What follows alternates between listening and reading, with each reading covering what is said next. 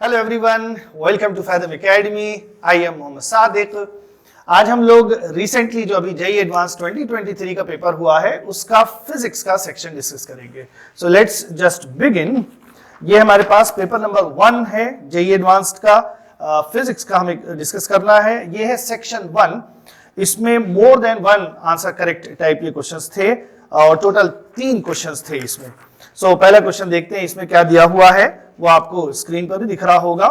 A slide with a frictionless curved surface becomes horizontal at its lower end is fixed on the terrace of a building of height 3h। तो ऐसा कुछ दिया हुआ है, इस तरह से ये बिल्डिंग है और इसकी टोटल हाइट 3h है और इसके टेरेस पर एक स्लाइड है, फ्रिक्शनलेस स्लाइड है जो बिल्डिंग के टेरेस पर आकर हॉरिजॉन्टल हो जा रहा है, कुछ इस तरह से। ठीक, अब इस स्लाइड पर टेरेस से h हाइट पर यहां से एक बॉल हम रिलीज कर रहे हैं। उसी को देखिए क्या कह रहे हैं। Spherical ball of mass small m is released on the slide from rest at a height small h from the top of the terrace. The ball leaves the slide with a velocity u naught। ठीक, तो ये ball यहां पर आ रही है और यहां पर इसकी वेलोसिटी u नॉट दी हुई है। अब चूंकि स्लाइड हॉरिजॉन्टल हो जा रहा है इसलिए यहां पर इसकी वेलोसिटी जो होगी वो भी हॉरिजॉन्टल ही होगी। इस साइड हमें x एक्सिस लेना है और ऊपर की तरफ z एक्सिस लेना है। ठीक है, and falls on the ground at a distance d from the building making an angle theta with the horizontal। तो ये अब इससे आगे से हम समझ सकते हैं ये हॉरिजॉन्टल प्रोजेक्शन है एंड ये बॉल आकर ग्राउंड को ऐसे हिट कर रही है। यहां पर जो वेलोसिटी वेक्टर है वो ग्राउंड से थीटा एंगल बना रहा है एंड देन इसके बाद फिर ये रीबाउंड कर रही है और रीबाउंड के बाद ये ग्राउंड से फिर h1 हाइट तक जा रही है और बॉल बिल्डिंग के फुट से डी डिस्टेंस आगे जाकर हिट कर रही है, ये दिया हुआ है।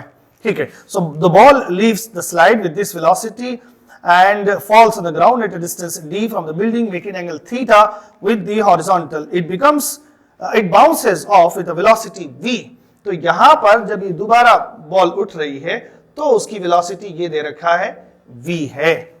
Okay, and reaches a maximum height h1.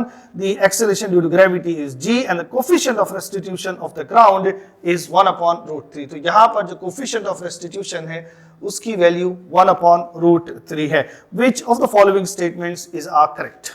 Okay, so पहला स्टेटमेंट ये है कि u की वैल्यू जो है वो हमें बतानी है कितनी होगी। तो बड़ा सिंपल सा क्वेश्चन है, यहाँ पर हम एनर्जी अगर कंजर्व कराएं तो जो भी पोटेंशियल एनर्जी है mgh वो यहाँ आकर काइनेटिक एनर्जी में कन्वर्ट हो जाएगी। सो सिंपली u नॉट वो हम कैसे लिख सकते हैं, अंडर रूट 2gh ये हो जाएगा। हाइट उधर h दे रखी है। अब इसको वेक्टर फॉर्म में लिखना है तो इसको हम इस तरह से लिख सकते हैं, ये x एक्सिस की डायरेक्शन में है। सो क्वेश्चन में x कैप यूज किया है। तो पहला जो ऑप्शन है आंसर है वो सही, पहला जो ऑप्शन है वो सही आंसर है। दूसरा हमें v कैलकुलेट करना है, ये वाली जो वेलोसिटी है। अब इसको हम कैसे कैलकुलेट करेंगे, लेट अस सी। ये हॉरिजॉन्टल प्रोजेक्शन है तो यहां पर हिट करने से ठीक पहले जो वेलोसिटी का हॉरिजॉन्टल कंपोनेंट है वो तो u नॉट ही रहेगा और किसी तरह के फ्रिक्शन की बात ये नहीं कर रहे हैं तो बाउंसिंग ऑफ के बाद भी ये कंपोनेंट चेंज नहीं होगा। जो वर्टिकल कंपोनेंट होगा वेलोसिटी का डाउनवर्ड वो हम कैलकुलेट कर सकते हैं कितना होगा। यहां पर वर्टिकल में वेलोसिटी 0 है, यहां से बॉल 3h हाइट नीचे आ रही है तो सेम फॉर्मूला जो हमने यहां लगाया है वही यूज करेंगे। तो यहां पर वेलोसिटी का जो y कंपोनेंट होगा that will be under root 2g into height which is 3h here, 3h। So total ये हो गया अंडर रूट 6gh। ठीक, और ये नेगेटिव की तरफ है तो अगर इसको वेक्टर फॉर्म में लिखेंगे तो माइनस z कैप आएगा। ओके, अब ये बॉल यहां से बाउंस ऑफ कर रही है तो जो वर्टिकल वाला कंपोनेंट है, हॉरिजॉन्टल वाला कंपोनेंट सेम रहेगा, वर्टिकल वाला कंपोनेंट अब रीबाउंड करने के बाद ऊपर हो जाएगा। एंड वी नो अगर v वेलोसिटी से कोई चीज सरफेस को हिट कर रही है तो कितनी स्पीड से ऊपर उठती है, that is e times the v। तो यहां पर वर्टिकल कंपोनेंट जो वेलोसिटी का होगा बाउंसिंग ऑफ के बाद वो कितना हो जाएगा, EVy हो जाएगा। ठीक, let us right that here, let us से वो v डैश हो जा रहा है, सॉरी vy डैश हो जा रहा है, this is simply EVy and e times, so e की वैल्यू 1 अपॉन रूट 3 हमें यूज करना है और वी वाई ये हमने निकाल रखा है यहाँ पर √6GH, so this is equal to √2GH। ठीक, और ये पॉजिटिव z एक्सिस की डायरेक्शन में है, सो इसको अगर हम वेक्टर फॉर्म में लिखेंगे तो z cap plus z cap के साथ लिखेंगे। ओके, तो अब हमें वेलोसिटी का x कंपोनेंट भी मालूम है, वेलोसिटी का y कंपोनेंट भी मालूम है। We can write the velocity vector after bouncing off. x component is this much √2GH with x cap, and y component is this, positive z axis में है, so we can write √2GH z cap. अब ये magnitude इसको हम common कर सकते हैं √2GH, and then we will have x cap plus z cap. Option में हमें क्या दिया हुआ है, √2GH x cap minus z cap दिया हुआ है, which is not the same, so इस हिसाब से option B is not the right answer. Next हमें इस थीटा की वैल्यू निकालनी है, यहाँ पर जो एंगल बनेगा वेलोसिटी वेक्टर का। सो बाउंसिंग ऑफ से पहले जो हमारा वेलोसिटी वेक्टर है वो कुछ इस तरह से होगा, और हॉरिजॉन्टल से ये वाला एंगल होगा विच इज सेम, ये थीटा है। तो इस एंगल को हम कैसे कैलकुलेट करेंगे, y कंपोनेंट वेलोसिटी का अपॉन x कंपोनेंट वेलोसिटी का। So let's write here tan theta will be vy which is √6GH divided by x component which is √2GH. So this is finally √3, and then theta is equal to 60 degree. Okay, so option C is the right answer.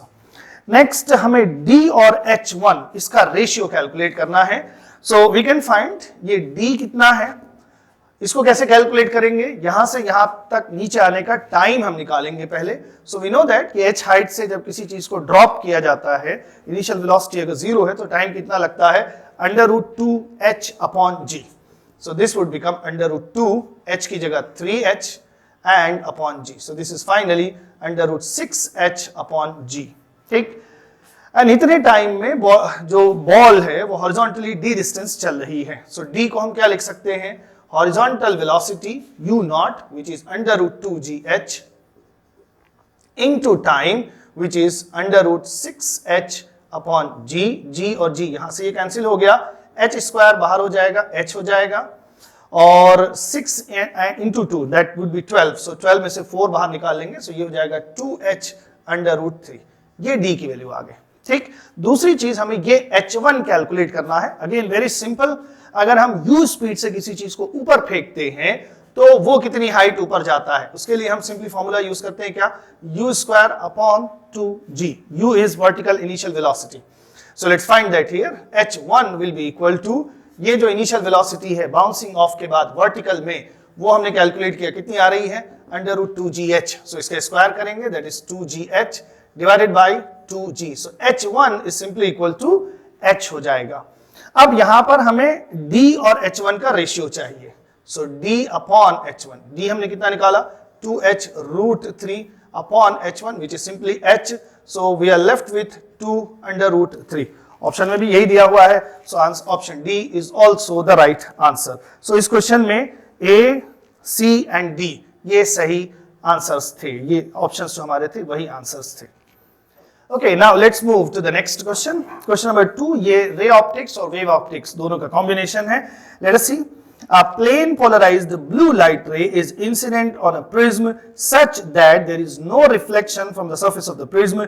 The angle of deviation of the emergent ray is 60 degree.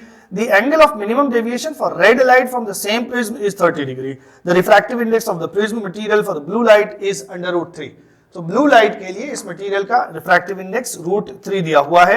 Which of the following statements is correct? Okay, so first option says the blue light is polarized in the plane of incidence. So let us check this. तो यहां पर हमसे ये कह रहा है कि blue light incident हो रही है और ऑलरेडी ब्लू लाइट पोलराइज्ड है। सो यहां पर रिफ्लेक्शन के बाद कोई पार्ट हमें नहीं, मतलब इंसिडेंस के बाद कोई पार्ट रिफ्लेक्टेड में नहीं मिल रहा है। ये कब पॉसिबल होगा, जब रिफ्रैक्टेड पार्ट्स और रिफ्लेक्टेड पार्ट्स 90 डिग्री एंगल पर होते हैं, तब ऐसा पॉसिबल होता है। ओके, सो सपोज कि ये हमारा जो रिफ्रैक्टेड पार्ट है उसमें वाइब्रेशंस इस तरह से हो रहे हैं, इलेक्ट्रिक फील्ड के वाइब्रेशंस प्लेन में हैं, फिगर के प्लेन में। अब अगर हमने कहा कि यहां पर एक रिफ्लेक्टेड पार्ट भी है, सपोज ये रिफ्लेक्टेड पार्ट है, ठीक, अब ये रिफ्लेक्टेड पार्ट हमारे रिफ्रैक्टेड रे से 90 डिग्री एंगल बना रहा है, इसीलिए और अच्छा बना सकते हैं हम 90 डिग्री एंगल पर, like this. Okay, so this रे जो रिफ्लेक्ट हुई होती वो क्या है, रिफ्रैक्टेड से 90 डिग्री एंगल पर है। अब ये वाले वाइब्रेशंस इसमें प्रेजेंट नहीं हो सकते because light is a transverse wave. So ये लाइन लाइट अगर हमारी प्लेन में पोलराइज्ड है देन इसके जो वाइब्रेशंस होंगे वो चूंकि इसमें प्रेजेंट नहीं हो सकते, लाइट ऑलरेडी पोलराइज्ड है, that is why the reflected part will be missing. Okay, और अगर हमारे vibrations perpendicular to the plane होते तब वो रिफ्लेक्टेड पार्ट मिसिंग नहीं होता, ठीक, तब वो उसमें वाइब्रेशंस हो सकते थे इन एंड आउट वाले, लेकिन इनटू द प्लेन वाले जो इनटू द प्लेन मतलब इन द प्लेन वाले जो वाइब्रेशंस हैं वो इसमें प्रेजेंट नहीं हो सकते because this is at 90 degree to the reflected part. Okay, so हमारी लाइट जो है वो प्लेन ऑफ इंसिडेंस में ही पोलराइज्ड है, option 1 is the right answer. Okay, फिर आगे हमसे पूछ रहे हैं the angle of the prism is 45 degree. अब यहां पर हम कुछ कैलकुलेशन करेंगे, तो यहां पर मान लेते हैं कि एंगल ऑफ ये हमारा नॉर्मल है और ये एंगल ऑफ इंसिडेंस है I। अगर ये रिफ्लेक्टेड पार्ट होता तो यहां पर भी ये एंगल I ही बनता, और ये रिफ्रैक्टेड रे है हमारी, तो नॉर्मल से जो एंगल बना रही है वो है R1। अब यहां पर ये लाइन और ये लाइन एक दूसरे के परपेंडिकुलर हैं, तो बचे हुए जो एंगल्स हैं I और R1 इनका सम क्या होगा, 90 डिग्री होगा। अब इससे आगे आपको थोड़ा बहुत ये याद आ रहा होगा कि इसी तरह की कैलकुलेशन हम ब्रिस्टर्स एंगल जब निकालते हैं तब कैलकुलेट करते हैं, तो कैलकुलेशन बिल्कुल एक सेम आएगी वहां पर। And we know Brewster's angle हम कैसे निकालते हैं, tan I is equal to mu होता है, एक मीडियम अगर हमारा एयर है दूसरा कोई सा भी मीडियम हो, so tan I is equal to mu हो जाएगा, और म्यू की वैल्यू √3 दे रखी है। सो यहां से जो एंगल ऑफ इंसिडेंस आ रहा है that is 60 degree. Okay, so in such a case when the reflected part is absent the angle of incidence is 60 degree. Further, if the angle of prism is A and this angle of refraction is R1 and यहां पर जो angle बन रहा है normal से इस रे का उसको हम कहें ये R2 है, और जो इमर्जेंट रे एंगल बना रही है वो हमारा E है, then we know R1 plus R2 is equal to A and also okay, so एक इक्वेशन ये है हमारा पास, इसमें हमें वी कैन कैलकुलेट R1 हम कैलकुलेट कर सकते हैं अगर हम यहां पर स्नेल्स लॉ यूज करें।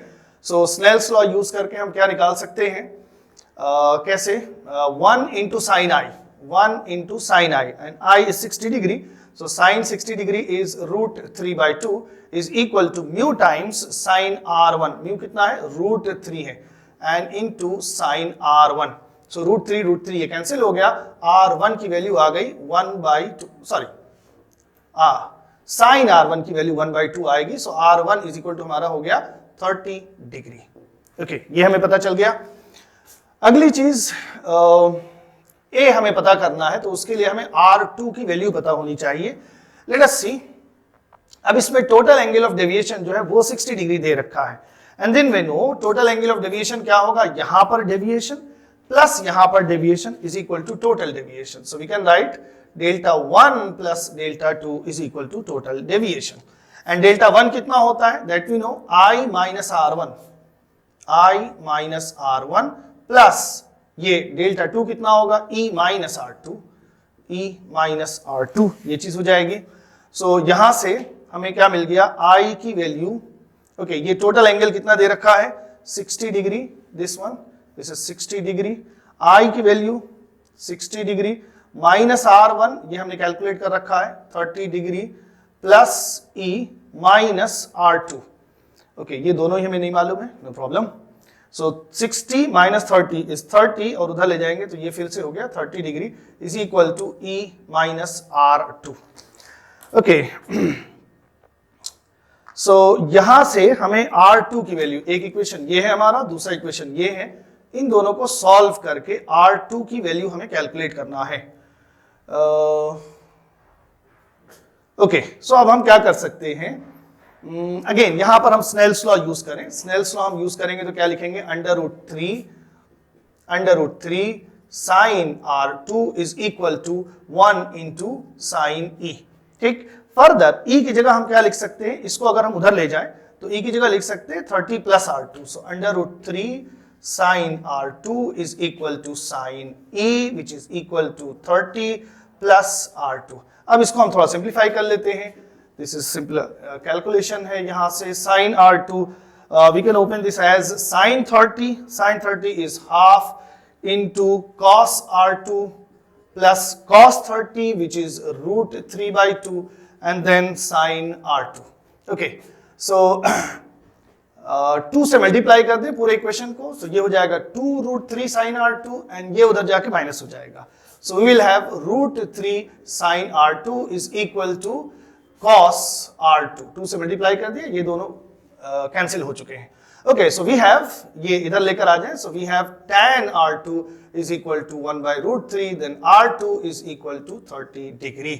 okay, so R1 30 degree, R2 is also 30 degree, then the angle of prism is 60 degree। Option में हमसे कह रहे हैं कि this is 45 degree which is not correct, so option B हमारा सही आंसर नहीं है। दूसरा, the refractive index of the material of the prism for the red light। okay, अभी उस पर आते हैं, पहले फोर्थ ऑप्शन चेक कर लें। the angle of refraction for blue light in air at the exit plane of the prism is 60 degree। मतलब जो इमर्जेंट रे एंगल बना रही है, ये वाला एंगल हमसे पूछ रहे हैं, E की वैल्यू कितनी होगी, so we can calculate simply E is equal to 30 plus R2 which is also 30, so this is total 60 degree। so जो इमर्जेंट रे एंगल बना रही है, ये एंगल ऑफ इमर्जेंस है, वो 60 डिग्री है, ऑप्शन में भी वही कह रहे हैं, so D option is correct. Okay, so ये ब्लू लाइट के लिए कैलकुलेशंस हो गई हैं। अब यहां पर हमें थोड़ा सा कैरी अवे हम हो सकते हैं, हमने ब्लू लाइट के लिए जो कैलकुलेशन की है वो काफी इन डेप्थ कैलकुलेशन थी। अब हम थोड़ा ध्यान से क्वेश्चन को पढ़ेंगे। क्वेश्चन में हमसे कह रहा है कि the angle of minimum deviation for red light from the same prism is this. Okay, so पहले ये जो ब्लू लाइट है उसमें मिनिमम एंगल डेविएशन का कोई केस नहीं था, यहां पर सिंपली केस ये था कि रिफ्लेक्टेड पार्ट मिसिंग है, और दूसरा जो है वो मिनिमम एंगल डेविएशन के केस है, और जो ऑप्शन सी हमारा है उसमें हमसे रिफ्रैक्टिव इंडेक्स पूछ रहा है। सो ये बिल्कुल एकदम सिंपल सा क्वेश्चन हो गया। वी नो रिफ्रैक्टिव इंडेक्स का जो फॉर्मूला होता है that is sine delta M plus A upon 2 divided by sine A by 2। Simply formula based question है, बट इसमें जो कि पहले क्वेश्चन में हमने काफी कैलकुलेशन की है, so there is a chance कि हम कैरी अवे हो जाते हैं, और फिर रेड लाइट के लिए भी जो है वो थोड़ा सा हम सोचते कि इसमें रिफ्लेक्टेड पार्ट पोलराइजेशन का कोई रोल है या नहीं है, but it is a very simple question, straightforward. Okay, so sine angle of minimum deviation is 30 degree, angle of prism same prism है, it is 60 degree divided by 2, then sine again 60 divided by 2 is 30, so this is 90 by 2 sine 45 which is 1 upon root 2, and then sine 30 is half, so we have root 2 here, ये ऊपर चला जाएगा, so mu की value for red light is root 2। okay, ये है, and option में भी यही कह रहे हैं, so उस हिसाब से option C is also the right answer. So इसमें question number option A, C and D ये सही आंसर्स थे। अब देखते हैं अगला question, question number 3, current electricity exactly RC circuit है ये। सो क्या कह रहे हैं, in a circuit shown in the figure the capacitor C is initially uncharged and the key K is open. सो ये सर्किट है और यहां पर एक की लगी हुई है, ये इनिशियली ओपन है। In this condition a current of 1 ampere flows through the 1 ohm resistor. यहां पर जो 1 ओम रजिस्टर है उसके थ्रू 1 एम्पियर करंट फ्लो कर रही है। Okay, the key is closed at t is equal to t naught. Which of the following statements is correct? Okay, so इसमें option A है, the value of resistance capital R is 3 ohm and for less than t naught. So हमने ये की इसको close किया है t naught पर, so t naught से पहले जो टाइम है उसमें ये की ओपन है और ये पूरा पार्ट सर्किट से बाहर है। ठीक, ये यहां से लेकर यहां तक ओपन सर्किट है, सिर्फ इतना ये हमारा सर्किट का पार्ट है। अब इस सिचुएशन में दे रखा है कि ये करंट 1 एम्पियर है और इस टाइम पर I1 की वैल्यू कितनी है और इस R की वैल्यू कितनी है वो हमें कैलकुलेट करना है। ओके, अब ये बहुत सिंपल सा क्वेश्चन है। यहां हम देख सकते हैं इन दोनों का पोटेंशियल हम 0 0 ले सकते हैं, ये भी फिर 0 पर हो जाएगा। और इसके थ्रू हमें दिया हुआ है कि करंट कितनी है 1 एम्पियर है।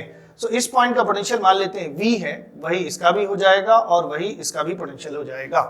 ओके, सो यहां से अगर हम देखें तो ये 0 है, ये 15 हो गया, 15 नहीं 5 है, ये 5 है।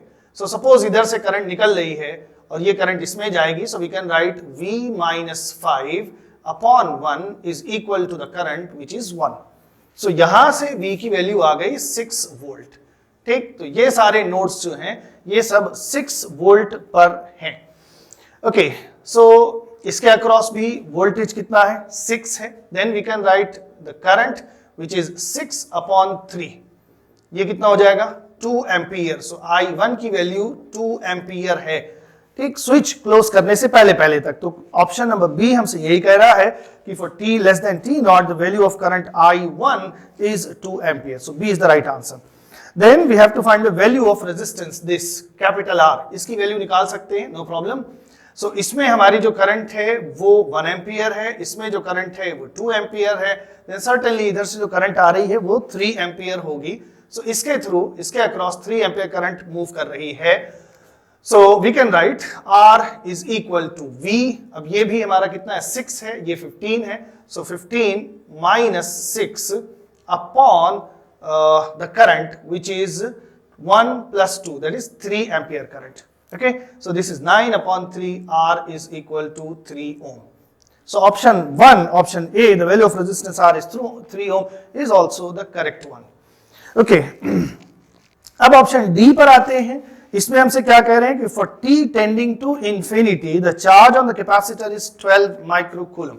सो इस स्विच को हमने क्लोज कर दिया। अब इनिशियली ये सर्किट हमारा ट्रांजिएंट स्टेट में होगा, but after a long time ये स्टेडी स्टेट में आ जाएगा। दैट मींस कैपेसिटर के थ्रू करंट पास नहीं होगी एंड अगेन हमारा जो कैपेसिटर है वो ओपन सर्किट की तरह से हो जाएगा। बट ओपन करने से पहले इसके अक्रॉस कोई पोटेंशियल डिफरेंस नहीं था। ओपन करने के बाद we will have a potential difference, मतलब क्लोज करने के बाद इंफिनिटी पर we will have a potential difference across the capacitor.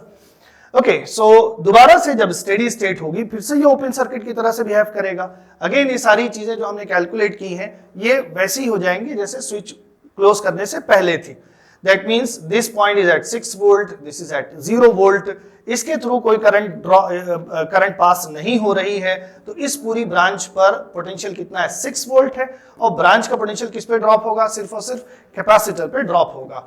So voltage across the capacitor is 6 volt, then charge on the capacitor is simply CV, this is 6, C is 2 and V is 6, so this is 12 microcoulomb.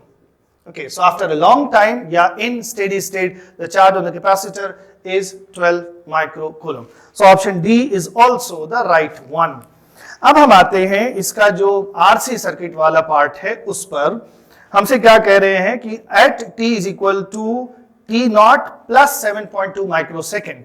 So t naught पर हमने switch close किया है, उसके 7.2 microsecond के बाद जो capacitor है उसके थ्रू करंट की वैल्यू हमसे कह रहे हैं कैलकुलेट करने को। ओके, सो इसको हम थेवेनिन मेथड से कर सकते हैं। यहां पर हम थेवेनिन बैटरी का पोटेंशियल निकाल सकते हैं और जो इक्विवेलेंट रेजिस्टेंस होगा सर्किट का टाइम कांस्टेंट के लिए उसको कैलकुलेट करेंगे। सो थेवेनिन पोटेंशियल हम कैसे कैलकुलेट करेंगे, उसके लिए हमें क्या करना होता है, जिस ब्रांच में कैपेसिटर लगा है इसको ओपन करना होता है। ठीक, सो इसको हमने ओपन कर दिया। अब इसेंशियली फिर वही सारी बात है तो ये ट्रांजिएंट स्टेट, बट हमें थेवेनिन बैटरी का पोटेंशियल निकालना है। उसके लिए इसको हम ओपन करेंगे, जो मेथड हमारा होता है। ओपन करने के साथ ही ये सारी कैलकुलेशन फिर से रिपीट हो जाएंगी। ठीक, दैट मींस जो पोटेंशियल डिफरेंस आएगा इन दोनों पॉइंट्स के बीच में, ठीक, इन दोनों पॉइंट्स के बीच में जहां पर हम ओपन कर रहे हैं, जिसको हम थेवेनिन बैटरी पोटेंशियल कहेंगे, वो कितना आएगा 6 वोल्ट आ जाएगा। ठीक, so Thevenin potential is equal to 6 volt, ये आ गया। अब दूसरी चीज है, इसमें जो इक्विवेलेंट रेजिस्टेंस है या थेवेनिन रेजिस्टेंस है वो हम कैसे कैलकुलेट करेंगे। उसके लिए हमें क्या करना होता है, जो बैटरी लगी हुई है उसको शॉर्ट कर देना होता है। इसको भी यहां से शॉर्ट कर देंगे और इन दोनों पॉइंट्स के अक्रॉस, ठीक, इसको भी हटा देंगे हम यहां से, इन दोनों पॉइंट्स के अक्रॉस, सॉरी सिर्फ कैपेसिटर हटाएंगे, रजिस्टर हमारा रहेगा यहाँ पर। ये कितना था, 3 ओम, यस। ओके, अब इन दोनों पॉइंट्स के across we will have to find the equivalent resistance. Okay, so देख लेते हैं, ये आर हमने कैलकुलेट किया है 3 ओम, यस। सो 3, 1 एंड 3 ये किसमें है, हमारे पैरेलल में है। So 1/3 plus 1/3 is 2/3 plus 1, this is equal to 5/3, और इसका रेसिप्रोकल करेंगे तो ये हो गया 3/5। सो इन तीनों ब्रांचेस का आ गया 3/5, और उसमें ये जो 3 ओम है ये सीरीज में है। सो टोटल जो थेवेनिन रेजिस्टेंस आएगा वो हमारा आ गया 18/5 ohm. Okay, now we can find the time constant RTh into C। इस तरह से ये हमने कितना कैलकुलेट किया है, 18/5 into C की वैल्यू जो माइक्रो फैरेड है उसी में ही रख लेते हैं, 2 माइक्रो फैरेड है। सो ये वैल्यू कितनी हो जाएगी, 18 into 2 36, 36/5 is 7.2। ओके, ये माइक्रो में है, सो ये भी आ जाएगा माइक्रो सेकेंड। तो हमारा जो टाइम कांस्टेंट आ रहा है इस सर्किट का वो है 7.2 माइक्रो सेकेंड, और हमसे कह रहे हैं कि स्विच क्लोज करने के इतनी ही देर बाद, ठीक, मतलब after 1 time constant we need to find the current through the capacitor. Okay, now current expression in case of charging, we know Thevenin battery potential upon Thevenin resistance into e raised to the power minus t upon tau c। ये हो जाएगा, इसकी value हमने calculate कर रखी है, ये कितनी है, 6 वोल्ट। टोटल रेजिस्टेंस हमने कैलकुलेट किया है, दिस इज 18/5, ये ऊपर चला गया, और e raised to the power ये हम जो वैल्यू ले रहे हैं, ये वाला जो टाइम ले रहे हैं वो इस टाइम कांस्टेंट के बराबर ही है, तो हमें क्या मिलेगा, e raised to the power -1। Okay, और क्वेश्चन में e raised to the power -1 उसकी वैल्यू हमें यूज करने को कह रहे हैं, दिस इज 30/18, एंड इसकी वैल्यू क्वेश्चन में हमें दी हुई है 0.36। ओके, सो इसको हम सिंप्लीफाई कर लें, ये इसमें 0.02 टाइम्स जाएगा, और फिर इसको इससे मल्टीप्लाई करेंगे, 0.2 into 3 0.6 ampere. This is the current through the capacitor at t is equal to 7.2 microsecond। Option में भी हमसे यही कह रहे हैं, सी ऑप्शन में 0.6 एम्पियर करंट है, सो इस हिसाब से option C is also the right answer. So इस हिसाब से इस क्वेश्चन में ए बी सी डी चारों ही ऑप्शंस करेक्ट हैं। Okay, now let's move to the next question. Okay, अब जो अगला क्वेश्चन है वो हमारा यहाँ से सेक्शन 2 स्टार्ट हो रहा है, और ये single answer correct type question है। सो इसमें देखते हैं क्वेश्चन नंबर 4, ये हमें दिया हुआ है, a bar of mass capital M 1 kg and length 0.2 meter is lying on a horizontal frictionless surface. One end of the bar is pivoted at a point about which it is free to rotate. A small mass 0.1 kg is moving on the same horizontal surface with 5 meter per second speed on a path perpendicular to the bar। ठीक, तो यहां तक जो बात है वो इस तरह से, एक बार है, इसका मास और लेंथ हमें दिया हुआ है, एक एंड पर ये फिक्स्ड है, उसके अबाउट ये रोटेट कर सकता है, और एक दूसरा पार्टिकल है जो इस लेंथ के परपेंडिकुलरली मूव कर रहा है, से दिस इज द पार्टिकल, और ये उसकी वेलोसिटी की डायरेक्शन है, perpendicular to the length of the rod. इसकी स्पीड है, इसका मास दिया हुआ है 0.1 kg, और इसकी जो स्पीड है वो दिया हुआ है 5 मीटर पर second. It hits the bar at a distance L/2 from the pivoted end and returns back on the same path with speed v। तो ये बार को हिट कर रहा है और उसी पाथ से फिर रिटर्न भी हो रहा है। कहां पर हिट कर रहा, मिड पॉइंट पर हिट कर रहा है। तो ये पूरी लेंथ 0.1 है, सो दिस इज क्लियरली 0.2, सो ये हो जाएगी 0.1 मीटर।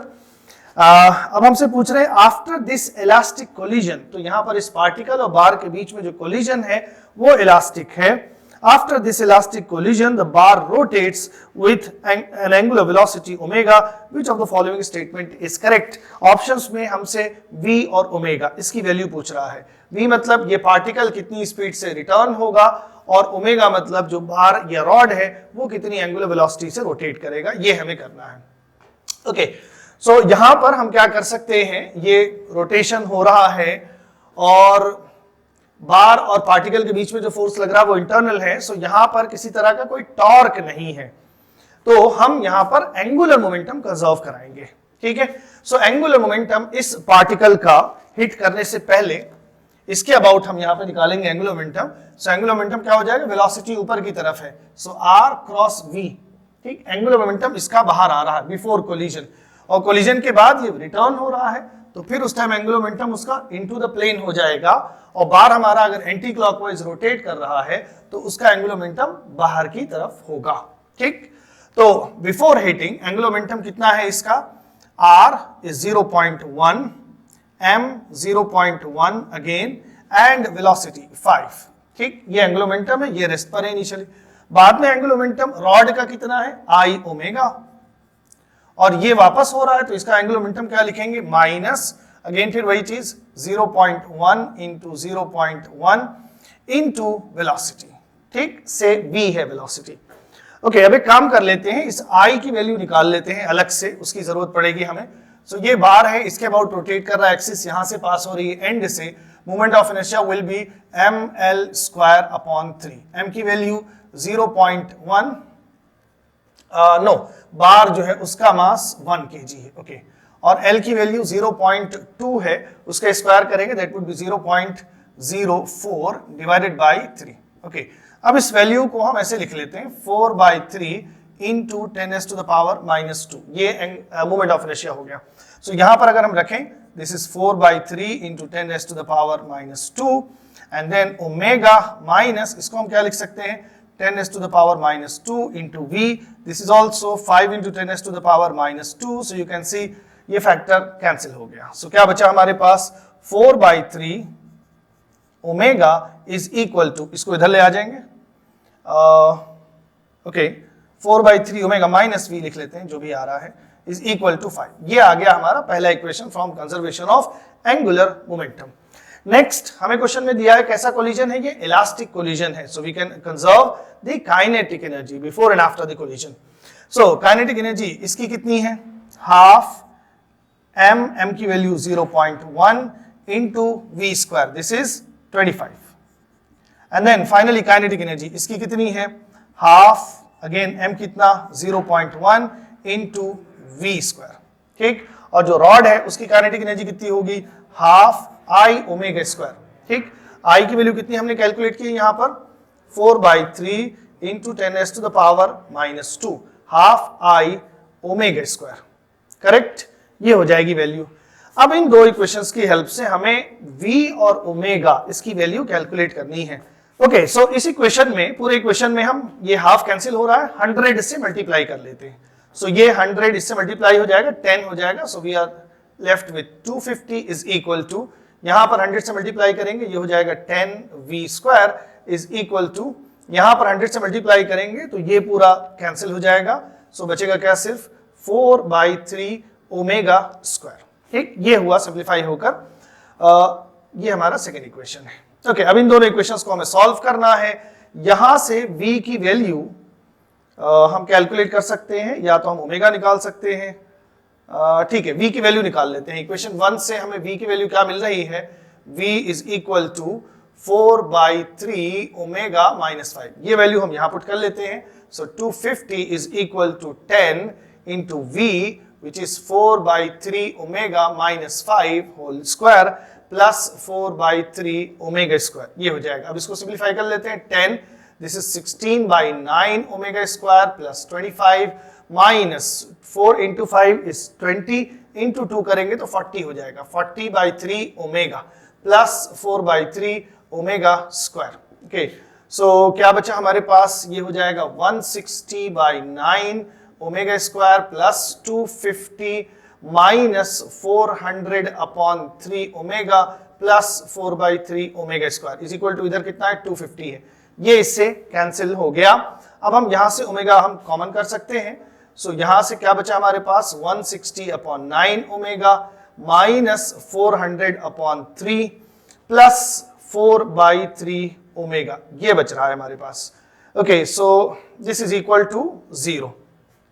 सो क्लियरली इसी को हम आगे सॉल्व करेंगे। अब इन दोनों को हम सिंप्लीफाई कर लेते हैं, ये क्या है 160, अगर हम इसमें 3 से मल्टीप्लाई कर ले तो ये हो जाएगा 12/9, सो 12 प्लस 160 इज 172/9 ओमेगा, और इसको राइट साइड में लेके चलें 400/3 हो जाएगा, सो 3 टाइम्स ये इधर चला गया, so omega is equal to how much, this is 1200 upon 172, ये आ जाएगा। ठीक, अब इसको यहां से आप आसानी से सॉल्व कर सकते हैं। इसकी जो वैल्यू आ रही है वो आ रही है 6.98 रेडियन पर सेकेंड, ये आ रही है वैल्यू। एंड देन ओमेगा की वैल्यू अगर हम यहां पे लाके रखें, v में हम लाके रखेंगे, सो v की वैल्यू कैलकुलेशन से जो आ रही है दैट इज 4.3 मीटर पर सेकेंड, ये आ रही है वैल्यू। तो सिंपली यहां पर हमें, अगर हमारी अप्रोच सही है, सो आगे सारी चीजें बस कैलकुलेशन वाली ही दे रखी हैं इसमें। तो जो आंसर आ रहा है उसके हिसाब से option A will be the right answer. Next, question number 5, a container has a base of 50 by 5 centimeter and a height 50 centimeter as shown in figure. It has two parallel electrically conducting walls, each of area 50 by 50 centimeter. The remaining walls of the container are thin and non-conducting. The container is being filled with a liquid of dielectric constant 3 at a uniform rate of 250 centimeter cube per second. What is the value of capacitance of the container after 10 second, ये हमें calculate करना है। तो इस तरह से एक container है, इसकी डायमेंशंस दे रखी हैं और इसकी जो दो वॉल्स हैं, parallel walls, largest parallel walls हैं, वो कंडक्टिंग है। तो इस तरह से ये एक कैपेसिटर की तरह से बिहेव करेगा, पैरेलल प्लेट कैपेसिटर। और इसमें हम एक लिक्विड फिल कर रहे हैं जिसका डाइलेक्ट्रिक कांस्टेंट क्वेश्चन में दे रखा है 3 है। ओके, और लिक्विड किस रेट से फिल किया जा रहा है? 250 सेंटीमीटर पर सेकेंड। और हमसे 10 सेकेंड के बाद इसकी कैपेसिटेंस की वैल्यू कितनी है वो पूछ रहे हैं। सो 10 सेकेंड के बाद इसमें लिक्विड कुछ हाइट तक होगा कंटेनर में से, लिक्विड की जो हाइट है वो h है। ठीक, एंड देन वी नो कि इसका वॉल्यूम 10 सेकेंड के बाद इसका वॉल्यूम कितना हो जाएगा? 250 सेंटीमीटर क्यूब पर सेकेंड। इस रेट से इसमें लिक्विड भरा जा रहा है। तो 10 सेकेंड के बाद जो वॉल्यूम होगा वो कितना हो जाएगा? 2500 सेंटीमीटर क्यूब, ये वॉल्यूम हो जाएगा लिक्विड का। अब लिक्विड का वॉल्यूम इतना है तो हम उसकी हाइट कैलकुलेट कर सकते हैं। कैसे लिख सकते हैं? 50 इंटू 5 इंटू एच, ये लिख सकते हैं। तो 5 into 50 into H is equal to 2500 centimetre, ये आना चाहिए। सो एक जीरो ये यहां से कैंसिल हो गया, 25 ये इससे कैंसिल हो जाएगा, h इज इक्वल टू आ गया 10 सेंटीमीटर। सो जो कंटेनर है उसमें लिक्विड की हाइट 10 सेंटीमीटर पर, सॉरी 10 सेकेंड पर 10 सेंटीमीटर है। अब ये एक कैपेसिटर है और इसकी कैपेसिटेंस हमें कैलकुलेट करना है। तो इसका हम डायग्राम बना लेते हैं। ये दोनों प्लेट्स हैं और प्लेट्स के बीच में यहां तक डाइलेक्ट्रिक भरा हुआ है। अब इसको हम कैसे देख सकते हैं? दो अलग अलग कैपेसिटर्स हैं। ये प्लेट, ये पूरी कितनी है? 50 सेंटीमीटर की है और यहां से यहां तक ये कितना हमने कैलकुलेट किया? 10 सेंटीमीटर। तो उसके ऊपर की ये हाइट कितनी हो जाएगी? 40 सेंटीमीटर। इनके बीच में जो गैप है वो कितना है? वो 5 सेंटीमीटर का है। अब इसको हम देख सकते हैं, it's a combination of two capacitors जो पैरेलल में कंबाइन किए गए हैं। दोनों की प्लेट्स एक ही पोटेंशियल पर होंगी। सो यहां पर ये नीचे एक कैपेसिटर है, ऊपर दूसरा कैपेसिटर है, दोनों पैरेलल में कंबाइन किए गए हैं। तो अब यहां पर इक्विवेलेंट कैपेसिटेंस हम कैसे निकालेंगे? C1 plus C2। ठीक, C1 क्या हो जाएगा? इसको ले लेते हैं। तो इसके लिए क्या लिखेंगे? Epsilon not A1 upon D। ठीक, ये हो जाएगा। इसमें एयर फिल है। दूसरा वाला जो है उसमें डाइलेक्ट्रिक फिल है, तो K times epsilon not A2 upon same D, ये हो जाएगा। ओके, अब इसमें से हम क्या चीज कॉमन कर सकते हैं? एप्सिलॉन नॉट अपॉन डी, इसको हम कॉमन कर सकते हैं। And then we have A1 plus K A2, ये बचेगा हमारे पास। अब इसको कैलकुलेट कर लेते हैं। एप्सिलॉन नॉट की वैल्यू क्वेश्चन में कह रहा है 9 into 10 raise to the power -12, ये यूज करना है विद प्रॉपर यूनिट। और D की वैल्यू जो हमें दे रखी है वो है 5 सेंटीमीटर, तो ये हो जाएगा 5 into 10 raise to the power -2 metre में। A1 इतने पार्ट का एरिया, ये जो प्लेट है हमारी, इसका एरिया। तो यहां पर ये वाली जो लेंथ है ये कितनी है? 50 है और ये वाली कितनी है? 40 है। तो एरिया कितना हो जाएगा? 50 इंटू 40, दैट इज 2000। ये एरिया हो जाएगा 2000 सेंटीमीटर स्क्वायर। उसको अभी हम कन्वर्ट कर लेते हैं। एंड देन K 3 है और A2 कितना होगा? A2 ये वाला एरिया हो जाएगा 50 into 10। Okay, so that is 500। ये हो जाएगा, एंड दोनों सेंटीमीटर स्क्वायर है, इसलिए आगे हम 10⁻⁴ से मल्टीप्लाई कर लेंगे। ओके, सो हमारे पास क्या बचा, 9/5 एंड देन ये हो जाएगा 10⁻⁻10 और ये हो जाएगा 1500 plus 2000 is 3500 and then this is 10⁻⁻4। So ये -10 -4 इज -14 और 2 0 यहां से है तो -12 हमारे पास बचेगा फैक्टर में। बाकी नंबर्स क्या है, 5 × 7 7 टाइम्स ये एंड 7 × 9 इज 63। ओके, सो ये है equivalent capacitance 63 × 10⁻12 that means 63 पिकोफैरड 10 second पर इस तरह के अरेंजमेंट की कैपेसिटेंस है। सो ऑप्शंस अगर हम देखें, so option number B is the right answer. अगला क्वेश्चन नंबर 6 है, 1 mole of an ideal gas expands adiabatically from an initial state TaV0 to final state TF5V0. Another mole of the same gas expands isothermally from a different initial state TbV0 to the same final state TF5V0. The ratio of specific heats at constant pressure and constant volume of this ideal gas is gamma. What is the ratio Ta and Tb? इसका ratio क्या होगा ये हमें calculate करना है। तो एक state है, कोई ए स्टेट है, ए स्टेट से बी स्टेट में सिस्टम ले जाया जा रहा है, कैसे, एडियाबैटिकली ले जा रहे हैं। So we know adiabatic process में जो हमारा रिलेशन आता है वो ये आता है Tv⁻⁻1 इज कांस्टेंट। हमें टेम्परेचर और वॉल्यूम दिया हुआ है, सो T और V के टर्म में ये रिलेशन आता है Tv⁻⁻1 इज कांस्टेंट। तो यहां पर जो स्टेट वेरिएबल्स हमें दिए हुए हैं वो दिया हुआ है Ta_V0, फाइनल स्टेट में Tf एंड 5V0 ये दिया हुआ है। तो हम क्या लिख सकते हैं, T1 that is Ta and V0 to the power gamma-1 is equal to final TF into 5V0 to the power gamma-1 ये हो जाएगा। ठीक, अब इसको सिंप्लीफाई कर लेते हैं, यहां से V0 इसकी भी पावर gamma-1 है, वो इधर से कैंसिल हो जाएगा। सो क्या बचा हमारे पास, Ta is equal to TF and 5 to the power gamma-1। ये एडियाबैटिक प्रोसेस के लिए है। दूसरी चीज क्या कह रहे हैं कि another mole of the same gas expands isothermally from a different initial state. So कोई दूसरी स्टेट है उसी गैस का, सेम गैस है इसलिए गामा भी नहीं चेंज होगा, तो सेम गैस है, मान लेते हैं कोई दूसरी स्टेट है सी और सी से हम बी में उसको लेके जा रहे हैं। ठीक, सो दोनों ही में जो हमारी फाइनल स्टेट है वो सेम है। ओके, लेकिन इस बार जो प्रोसेस है ये कैसा प्रोसेस है, आइसोथर्मल प्रोसेस है। सो आइसोथर्मल प्रोसेस अगर है, फाइनल स्टेट हमें दी हुई है और इनिशियल स्टेट हमें क्या दिया हुआ है, TbV0 ये दिया हुआ है।